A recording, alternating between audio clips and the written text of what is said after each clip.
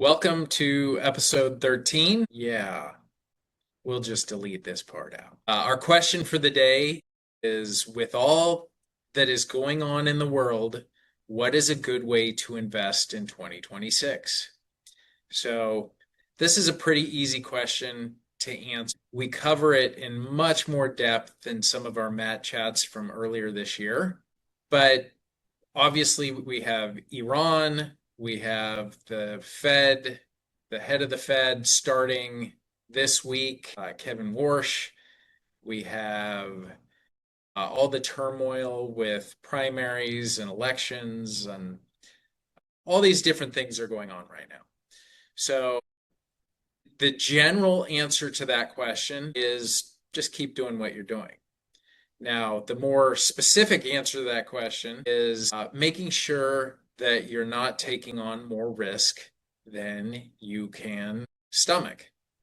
So the markets continue, specifically the stock market, continues to be overvalued and overvalued at near historic levels. What I like to do is use a 25% equity exposure, meaning we have exposure to 25% of the stock market, and we do that with the S&P 500 index primarily. And that allows us to invest in other things, non-correlated assets such as treasuries and gold and silver and real estate and commodities, things that all work independent of each other.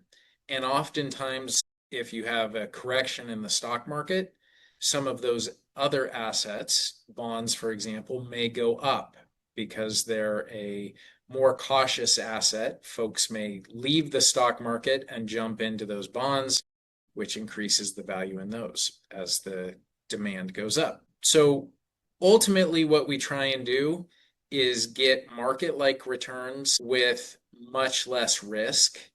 We might give up a percent or two on average over a long period of time per year, but we really attempt to make sure our floor is higher, meaning the maximum drawdown, the maximum potential loss is much higher than if, say, you were in 100% stocks.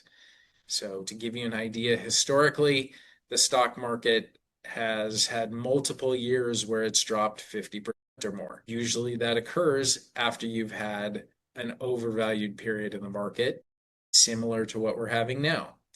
So, all of that being said, you can get good returns potentially in any market as long as you're invested in a way that is consistent with your risk tolerance.